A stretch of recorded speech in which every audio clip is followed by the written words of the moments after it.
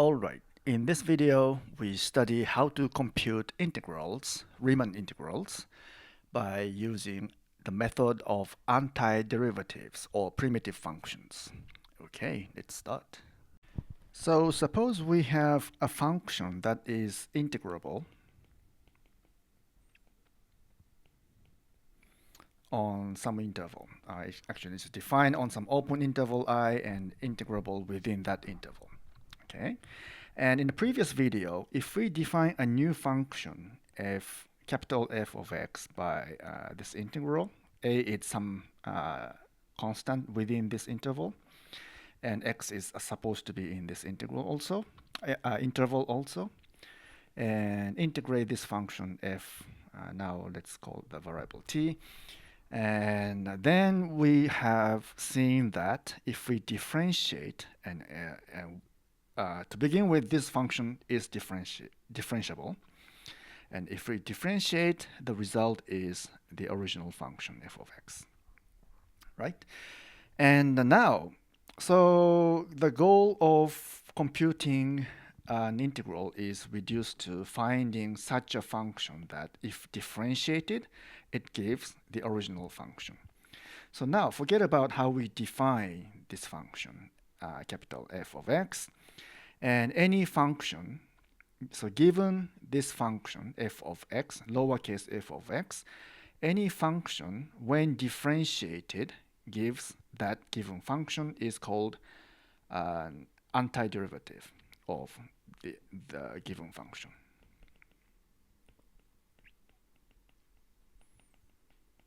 And it's also called primitive function.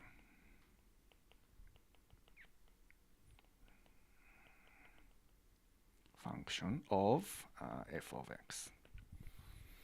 Okay, so once we can find an antiderivative, then we can calculate the integral. So from this definition, if f of x is an antiderivative of lowercase f of x, then any function that is f of uppercase f of x plus constant, so c is a constant, then is also an antiderivative.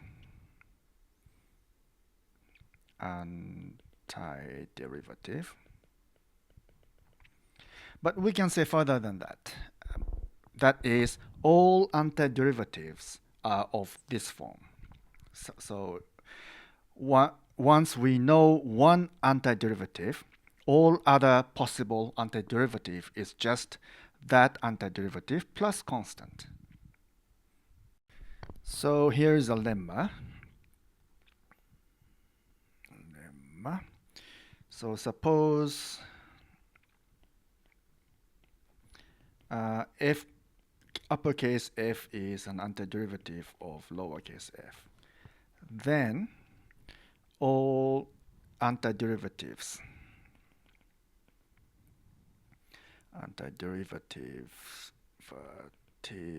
of lowercase f of x are of the form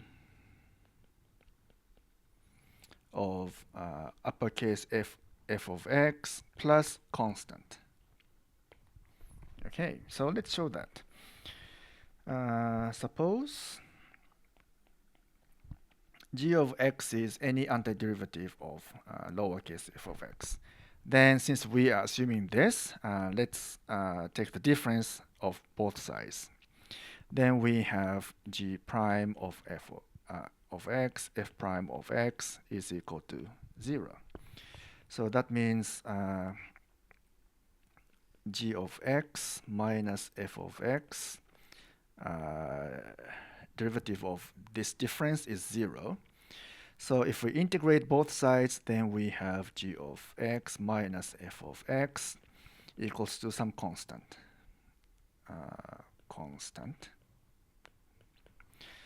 So therefore, g of x must be equal to f of x plus some constant, and we are done. So for example, if we define one antiderivative as an integral from a to x, of f of t to dt. And another antiderivative, let's say g of x as an integral from b to x. So how are they related to each other? And as we know, we can split this interval of integration into two parts. So let's say we start from a to x and from b to a. So it's like, suppose we have a to x and b to a. So if we have this integral, we can split into two parts. So first part is this, and the second part is this. But this one is same as this one. So we have f of x here, and this one is just a constant because it starts from b and ends at a, and there's no x here, so it's a constant. So this is how these two antiderivatives are related to each other. So since there is a degree of freedom by a constant, and we can define any antiderivative, we can write any antiderivative as this. So this a can be anything actually. So maybe let's put it as c here, and x and f of t dt plus constant, another constant. Okay, so this is lowercase c, this is uppercase c. Now let's calculate this quantity, f of b, uppercase f of b minus uppercase f of a. And just substitute this, and replacing x by either b or a. So we first have integral from c to b dt plus c, and minus integral from c to a f of t dt plus c. So this c and this c, they are cancelled. And for this one, let's do it step by step. So b from c to b, so that's just as it is given. So we have negative sign here. So if we swap this lower bound and upper bound in the integral, then we negate that integral, right? So it becomes positive, and it starts from a to c. Now we can combine these two integrals together. So it's from c to b and a to c. So it's like a to c and c to b. Okay, actually the relative position of these three numbers, a, b, c, doesn't matter. It can be considered as a negative area if, for example, a is greater than c, but it doesn't matter, and we can still combine them. So a to c and c to b, if we combine them, it becomes an integral from a to b. So this is how we can calculate a definite integral of a function. So first we find some antiderivative and just take the difference between these values of the antiderivative. Then we have the value of this integral. Let's see a concrete example. So suppose we want to calculate an integral, a definite integral from 1 to 2 of a function, let's say 2x. So first thing we want to do is to find an antiderivative of this function.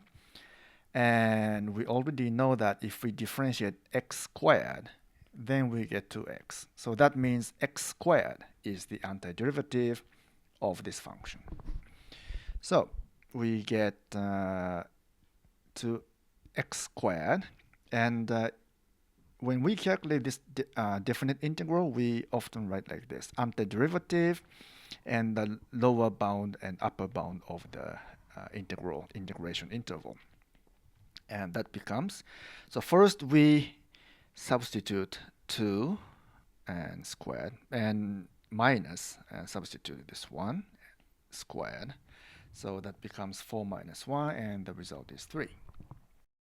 And let's consider another example. Let's calculate the definite integral of cosine x dx from 0 to pi half. Okay, and we know that antiderivative of cosine x is sine x, because if we differentiate sine x, then we get cosine x. So that means sine x is the antiderivative. So this becomes sine x from 0 to pi half, and that becomes sine pi half minus sine 0, and that is 1 minus 0, that is 1. So in these examples, how did we find the antiderivatives of given functions? And if you think about it, we have to know that beforehand, right? If you look at 2x, then we already knew that x squared is the antiderivative of this one. And if we look at cosine x, we already knew that sine x must be an antiderivative of that function. So as you can see from these examples, we have to know antiderivatives beforehand. We should already know. Otherwise, there is no clue about calculating the integrals using antiderivatives. So that's a difficult part of integration. Okay, that's all for this video. See you later.